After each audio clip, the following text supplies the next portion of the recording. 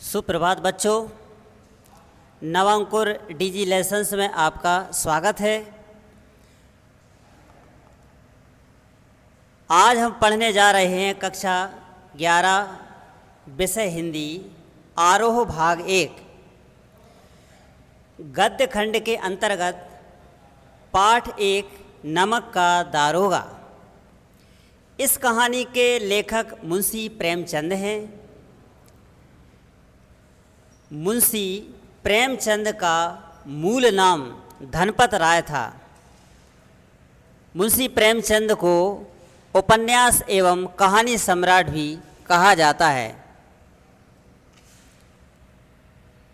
इनकी प्रमुख रचनाएं सेवा सदन, गबन गोदान, कर्मभूमि, रंगभूमि, पंच परमेश्वर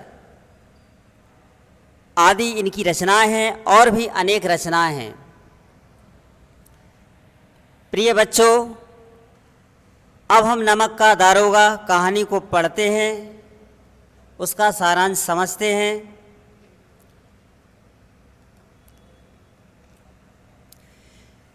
जब नमक का नया विभाग बना और ईश्वर द्वारा प्रदान की गई वस्तु नमक के उपयोग पर प्रतिबंध लगा दिया गया तो लोग चोरी छिपे इसका व्यापार करने लगे।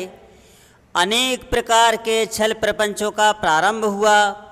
अधिकारियों को लाभ ही लाभ था। दरोगा पद को अत्यधिक महत्व दिया जाने लगा। बड़े बड़े वकील भी दारोगा पद के लिए ललायत रहते थे। उन दिनों फारसी की प्रबलता थी। फारसी का ज्ञान रखने वाले सर्वोच्च पद पर नियुक्त हो जाया करते थे। मुंशी बंशीधर भी नौकरी की खोज में निकले तो उनके पिता ने समझाया कि बेटा, नौकरी ऐसी ढूंढना जिसमें ऊपरी आय हो। पिता ने बंशीधर को ऊपरी कमाई करने के लिए दबाव बनाया, पर बंशीधर पर कोई प्रभाव ना पड़ा। पिता की बातें सुनी और नौकरी की तलाश में घर से निकला। बंशीधर को नमक विभाग में दारोगा पद की नौकरी मिल गई। नौकरी अच्छी थी और ऊपरी आय का तो ठिकाना ही ना था। वृद्ध मुंशी जी को सुख संवाद मिला तो वह फूले ना समाये, अति प्रसन्न हुए। कहानी का जो मुख्य पात्र है बंशीधर, बहुत ही ईमानदार और कर्तव्यनिष्ठ है। जाड़े के दिन थे मतलब ठंड के दिन थे और रात का समय था। नमक का विभाग, जाड़े के दिन थे, रात का समय था। नमक विभाग के कार्यालय से 1 मील पूर्व की ओर यमुना नदी बहती थी। उस पर नावों का एक पुल बना हुआ था। दरोगा जी मीठी नींद में सो रहे थे। अचानक आंख खुली तो गाड़ियों की गड़गड़ाहट तथा मल्लाहों का कोलाहल अर्थात शोर सुनाई दिया। इतनी रात गाड़ियां, जरूर गोलमाल है। बंशीधर घोड़ा बढ़ाए हुए पुल पर आ पहुंचे। गाड़ियों की लंबी कतार देखी और डांटते हुए पूछा, यह किसकी गाड़ियां हैं? थोड़ी देर सन्नाटा, फिर उत्तर मिला, दातागंज वाले पंडित आलोपीदीन की। पंडित आलोपीदीन इस इलाके के सबसे प्रतिष्ठित जमींदार थे। पुनः पूछा गया, गाड़ियां कहां जाएंगी? उत्तर मिला, कानपुर। बंशीधर ने फिर पूछा, इन गाड़ियों में क्या है? सन्नाटा छा गया। दरोगा बंशीधर को संदेह हुआ और गाड़ियों में रखे हुए बोरों में से एक बोरे की जांच की तो पाया इनमें नमक भरा हुआ है। थोड़ी देर बाद गाड़ियों के मालिक पंडित अलोपीदीन अपने सजीले रथ पर सवार हुए दरोगा मुंशी बंसीधर के पास आ पहुंचे। पंडित जी को अपने धन पर अखंड विश्वास था। वे मानते थे कि न्याय और नीति लक्ष्मी के खिलौने हैं। अलोपीदीन दरोगा बंसीधर के पास आकर बोले, तो पंडित अलोपीदीन दरोगा बंसीधर के पास आकर बोले, गाड़ियां क्यों रोक दी गईं? बंसीधर कठोरता पूर्वक बोले, सरकारी हुक्म है।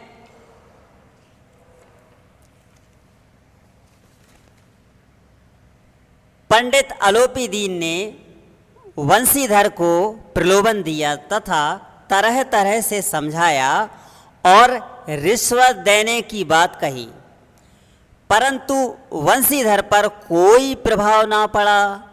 बंसीधर कड़क कर बोले, हम बेईमानी नहीं करते, अपना ईमान नहीं बेचते। इस समय आप हमारी हिरासत में हैं। बंसीधर पंडित जी को हिरासत में लेने का अपने साथी बदलू सिंह को आदेश देता है। पंडित अलोपीदीन भौंचक के रह गए। उन्हें बड़ा आश्चर्य हुआ। उन्होंने आज तक धन को धर्म के आगे हारते ना देखा था, अतः वे उसके सामने गिड़गिड़ाए, दया की गुहार की, फिर भी बंसीधर पर कोई प्रभाव ना पड़ा। पंडित अलोपीदीन ने 1000 रुपये की रिश्वत देने को कहा, तो बंसीधर ने क्रोध से कहा, 1000 नहीं, 1,00,000 रुपये भी मुझे सच्चे मार्ग से नहीं हटा सकते हैं। अब धन और धर्म दोनों शक्तियों का संग्राम होने लगा। धीरे धीरे 1000 से 5000, फिर 10,000, फिर 15,000 और 20,000 देने तक बात पहुंच गई। तो भी बंसीधर अटल अविचलित होकर खड़ा रहा, उसका ईमान नहीं डगमगाया। बंसीधर ने अपने सिपाही को ललकारा। बदलू सिंह पंडित अलोपीदीन की ओर बढ़ा। पंडित जी घबराए। उन्होंने दया याचना की। फिर 25,000 और 30,000 और 40,000 रुपये तक की रिश्वत देने का प्रयास किया। फिर भी बंसीधर का ईमान स्थिर रहा। धर्म ने धन को पैरों तले कुचल डाला। मुंशी बंसीधर ने पंडित अलोपीदीन को हिरासत में ले लिया। अगले दिन इस बात को सुनकर तरह तरह की बातें होने लगीं। सभी पंडित अलोपीदीन के इस व्यवहार पर टीका टिप्पणी कर रहे थे। उनकी निंदा की जा रही थी, जो स्वयं भ्रष्ट हैं, जैसे जो दूध के नाम पर पानी बेचते हैं, कल्पित रोज नाम से भरने वाले अधिकारी, बिना टिकट रेल यात्रा करने वाले और झूठे दस्तावेज बनाने वाले सेठ साहूकार सब के सब निंदा कर रहे थे। जब गर्दन झुकाए अलोपीदीन अदालत पहुंचे तो चारों ओर हलचल मच गई। अदालत में सभी अधिकारी उनके भक्त थे।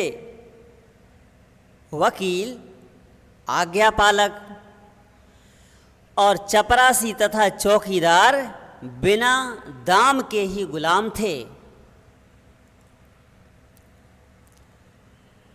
न्याय के मैदान में धर्म और धन का युद्ध ठन गया।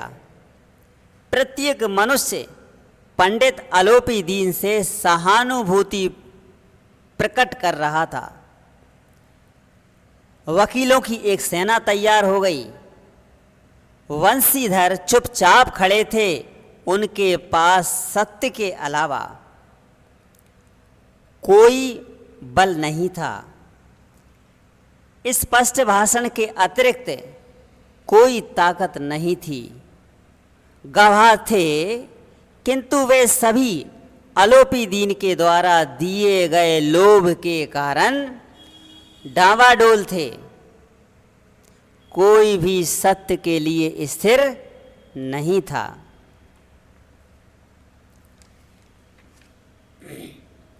न्यायालय का वातावरण वंशीधर के पक्ष में दिखाई नहीं दे रहा था। मुकदमा शीघ्र ही समाप्त हुआ। पंडित अलोपी दीन के प्रभाव एवं धन बल के कारण न्यायाधीश ने पंडित जी को निर्दोष मानते हुए बाइज्जत बरी कर दिया और वंशीधर को आगे सावधान रहने की चेतावनी दी।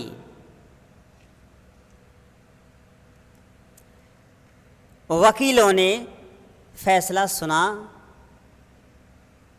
जो उनके वकील थे, उन्होंने जैसे ही फैसला सुना उछल पड़े, अति प्रसन्न हुए। पंडित अलोपी दीन मुस्कुराते हुए बाहर निकले।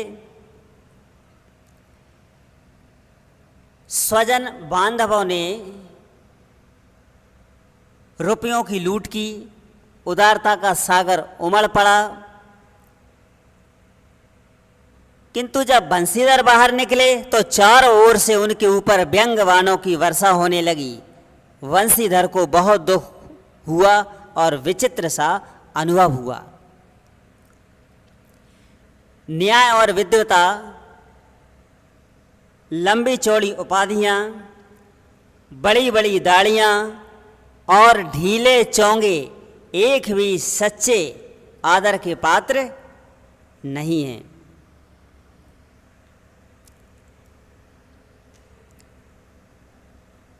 वंशीधर ने धन से बैर मोल लिया था, उसका मूल्य चुकाना अनिवार्य था। एक सप्ताह बाद नौकरी से हटाए जाने मतलब निलंबन का आदेश आ गया।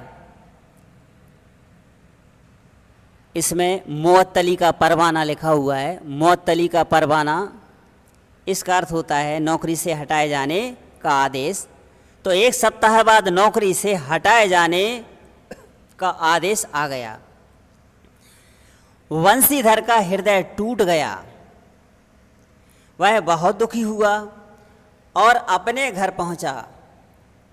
बूढ़े पिताजी ने यह समाचार सुना तो सिर पीट लिया। पिता ने बहुत भला बुरा कहा। वृद्ध माता को भी बहुत दुख हुआ।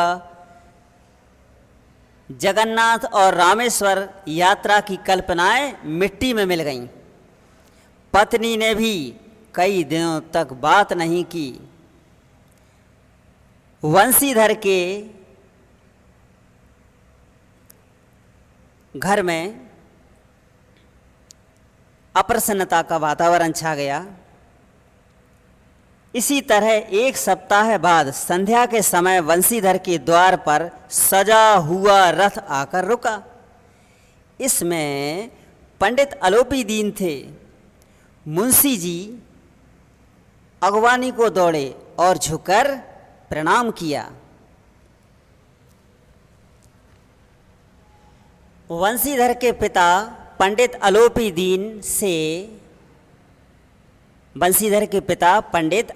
दीन से लल्लो चप्पो मतलब चापलूसी भरी बातें करते हुए अपने पुत्र को दोषी बताने लगे। कहने लगे, ऐसे पुत्र से तो भगवान बिना पुत्र के ही रखे। तब पंडित अलोपी दीन ने वात्सल्यपूर्ण स्वर में कहा, ऐसा क्यों कह रहे हो? आपका पुत्र कुल का दीपक है। ऐसे ईमानदार लोग कम होते हैं जो अपने धर्म पर अपना सब कुछ अर्पण कर देते हैं। पंडित अलोपी दीन ने कहा कि आज तक मुझे किसी ने परास्त नहीं किया, किंतु ऐसा पहली बार हुआ जब वंशीधर ने कर्तव्य, निष्ठा और ईमानदारी के बल पर मुझे परास्त कर दिया। मैं वंशीधर की ईमानदारी से प्रसन्न हूं। वंशीधर को लगा कि पंडित अलोपी दीन मुझे लज्जित करने आए हैं, किंतु पंडित जी की बातें सुनी और मन का मैल साफ हो गया। वंशीधर ने क्षमा मांगी और बोला, आपकी आज्ञा सिर माथे। पंडित अलोपी दीन ने विनम्र भाव से कहा कि नदी तट पर आपने मेरी प्रार्थना स्वीकार नहीं की थी, किंतु आज स्वीकार करनी पड़ेगी। अब बंशीधर बोले, मैं किस योग्य हूं? पंडित अलोपी दीन ने एक स्टाम्प लगा हुआ पत्र निकाला और बोले, इस पद को स्वीकार कीजिए और अपने हस्ताक्षर कर दीजिए। पंडित अलोपी दीन ने वंशीधर को अपनी पूरी जायदाद का स्थायी मैनेजर नियुक्त कर दिया था। वंशीधर ने कहा कि मुझ में ना विद्या है ना बुद्धि, मतलब मुझ में बुद्धि नहीं है, मैं इसके योग्य नहीं हूं। पंडित अलोपी दीन ने कलमदान से कलम निकाली और वंशीधर के हाथ में देकर बोले, ना मुझे विद्वता की चाह है ना अनुभव की, अब सौभाग्य से मुझे वह मोती प्राप्त हो गया है जिसके सामने योग्यता और विद्वता की चमक फीकी पड़ जाती है। यह कलम लीजिए और हस्ताक्षर कर दीजिए। परमात्मा से यही प्रार्थना है कि आपको नदी के किनारे वाला धर्मनिष्ठ दरोगा बनाए रखे। वही उद्दंड कठोर परंतु धर्मनिष्ठ दरोगा बनाए रखे।